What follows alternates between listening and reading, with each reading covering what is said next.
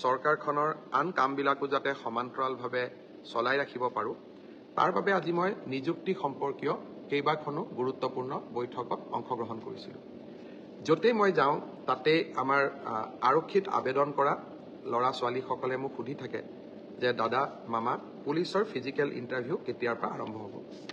আমি অসম পুলিচত 6,434টা পোষ্টৰ বাবে আবেদনৰ প্ৰক্ৰিয়া আৰম্ভ কৰিছিলোঁ আৰু আজি আমি সিদ্ধান্ত ল'লোঁ যে অহা 3 অক্টোবৰৰ পৰা পুলিচৰ ফিজিকেল টেষ্টসমূহ আৰম্ভ হ'ব।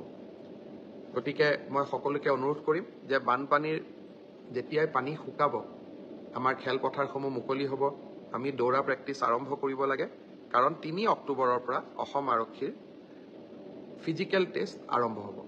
মোৰ লক্ষ্য হৈছে যে ফিজিকেল টেষ্ট, ৰিটেন আৰু ভাইবা তিনিওটা প্ৰক্ৰিয়া সম্পূৰ্ণ কৰি এই বিত্তীয় বৰ্ষতে আমি যাতে এই 6,434টা পদ ভৰ্তি কৰিব পাৰোঁ, এটা সুন্দৰ নিযুক্তি প্ৰক্ৰিয়াৰ মাজেৰে ল'ৰা ছোৱালীক নিযুক্তি দিব পাৰোঁ আৰু তাৰ লগে লগে 2025 চনৰ বাবে আকৌ এবাৰ নিযুক্তি প্ৰক্ৰিয়া আমি যাতে আৰম্ভ কৰিব পাৰোঁ। বিভিন্ন স্থানত গ'লে ছাত্ৰ ছাত্ৰীসকলে ADREৰ পৰীক্ষাসমূহ কেতিয়া অনুষ্ঠিত হ'ব সেই বিষয়েও মোক প্ৰশ্ন কৰে। আজি আমি সেই বিষয়েও এখন বৈঠক কৰিছিলোঁ। ADRE Assam direct recruitment examination, যাক আমি চমুকৈ ADRE বুলি কওঁ, ADREৰ গ্ৰেড 3 পোষ্টসমূহৰ পৰীক্ষা 15, 22 আৰু 29 ছেপ্টেম্বৰত অনুষ্ঠিত হ'ব। মই আকৌ এবাৰ কৈছোঁ যে গ্ৰেড 3 পোষ্টসমূহৰ বাবে ইণ্টাৰভিউ 15, 22 আৰু 29 ছেপ্টেম্বৰত অনুষ্ঠিত হ'ব। এই পৰীক্ষা এইবাৰ লোকসেৱা আয়োগে পতা পৰীক্ষাৰ আৰ্হিত হ'ব। প্ৰথমতে প্ৰিলিমিনাৰী পৰীক্ষা হ'ব, তাৰ পিছত মেইনছ হ'ব আৰু মেইনছৰ পিছত আমি ভাইভা প্ৰক্ৰিয়াৰ মাজেৰে আমি সমগ্ৰ ইণ্টাৰভিউ প্ৰক্ৰিয়াটো সমাপ্ত কৰিম। প্ৰিলিমছ এক্সাম তৃতীয় শ্ৰেণীৰ পদসমূহৰ বাবে 15, 22 আৰু 29 ছেপ্টেম্বৰত অনুষ্ঠিত হ'ব। আজি আমি জুলাই মাহত আছোঁ। মই আশা কৰোঁ যে আমাৰ শিক্ষাৰ্থীসকলে, চাকৰি প্ৰাৰ্থীসকলে যাতে পঢ়া শুনা আৰম্ভ কৰে।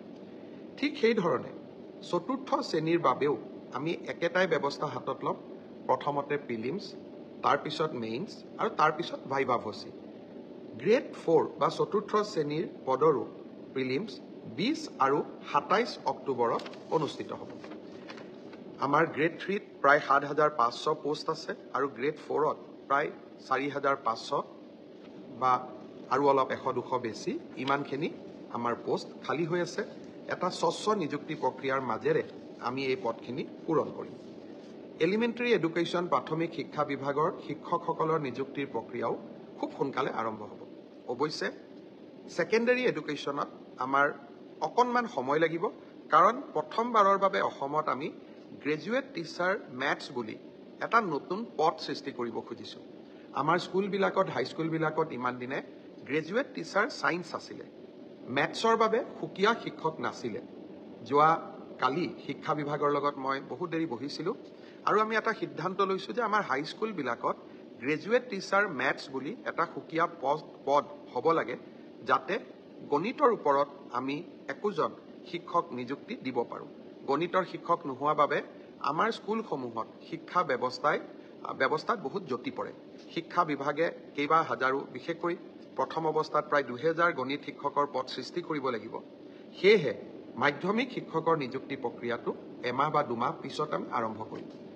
সেই হ'লেও মোৰ লক্ষ্য যে এই গোটেই পোষ্টখিনি গ্ৰেড 3ত 7,600, গ্ৰেড 4ত 5,000, পুলিচত 6,434, এলিমেণ্টাৰী এডুকেশ্যনত 5,550 গৰাকী শিক্ষক, ছেকেণ্ডাৰী এডুকেশ্যনতো প্ৰায় 8,000 শিক্ষক, এই গোটেই অৰ্থাৎ প্ৰায় 35,000 নিযুক্তি আমি মাৰ্চ মাহ বা এপ্ৰিল, বিশেষকৈ বহাগ বিহুৰ আগতে আমি শেষ কৰিব খুজিছোঁ। ছাত্ৰ ছাত্ৰীসকল, যুৱক যুৱতীসকল, নিকা নিযুক্তি মোৰ দায়বদ্ধতা আছিল। বহু সময়ত বহুতে কয় যে মেৰিটত নিযুক্তি পাইছোঁ, চৰকাৰক কিয় খাতিৰ কৰিব লাগে।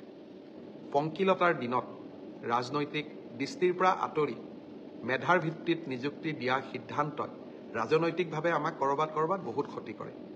আনকি আমাৰ দলৰ মানুহবিলাকো বা আমাৰ দলৰ কাৰ্যকৰ্তাবিলাকো কেতিয়াবা মন বেয়া কৰে যে আমি দল কৰোঁ কিন্তু চাকৰি আমি নাপাওঁ। তথাপিতো মেৰিটত নিযুক্তি দিয়া মোৰ এক দায়বদ্ধতা আছিল আৰু সেই দায়বদ্ধতা পালন কৰাৰ বাবে মই আকৌ এবাৰ সাজু হৈছোঁ। বহুদিন অসমত বহু ধৰণে নিযুক্তি হৈছিল, কিন্তু মেধাৰ ওপৰত নিযুক্তি এনেকৈ কেতিয়াও হোৱা নাছিল। 1 লাখ নিযুক্তি সমাপ্ত কৰি নিৰ্বাচনী সভাবিলাকত মই যি ধৰণে প্ৰতিশ্ৰুতি দিছিলোঁ যে মই আৰু 50,000 নিযুক্তিৰ ব্যৱস্থা কৰিম, তাৰ প্ৰতি ধাৱমান হৈছোঁ।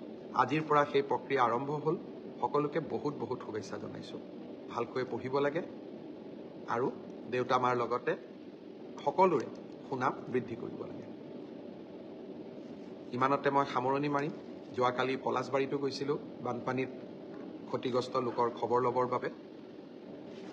আজি গুৱাহাটীৰ বাহিৰত যোৱা হোৱা নাই, কাৰণ অবিনাশৰ ঘৰত যাব পাৰি। এইবাৰ আমাৰ ৰাজ্যখনত আমি মহাবিদ্যালয়সমূহত 1 লাখতকৈ অধিক ছাত্ৰ ছাত্ৰীক বিনামূলীয়া নামভৰ্তি কৰিছোঁ। অৱশ্যে মোৰ ওচৰত অভিযোগ আছে, 2-এখন কলেজে 650 টকাকৈ ছাত্ৰ ছাত্ৰীসকলৰ পৰা নামভৰ্তিৰ সময়ত লৈছিলে। অহা পৰহি 10 তাৰিখে মহাবিদ্যালয়সমূহক নামভৰ্তি বিনামূলীয়া কৰাৰ বাবে তেওঁলোকৰ যিমান ক্ষতি হ'ল, সেই সমুদায় টকা আমি মহাবিদ্যালয়সমূহক উভতাই দিম, প্ৰায় 60 কোটি টকা। সেইদিনাখনেই মই মহাবিদ্যালয়ৰ অধ্যক্ষসকলক অনুৰোধ কৰিম যে আমি নামভৰ্তিৰ সময়ত 600 টকাকৈ লোৱাৰ যি অভিযোগ আছে, সেই অভিযোগবিলাক যাতে মিছা বুলি প্ৰমাণ কৰি, অসত্য বুলি প্ৰমাণ কৰি আমি ছাত্ৰ ছাত্ৰীসকলক সেই 600 টকাটো উভতাই দিওঁ। বহুত বহুত ধন্যবাদ। শুভৰাত্ৰি।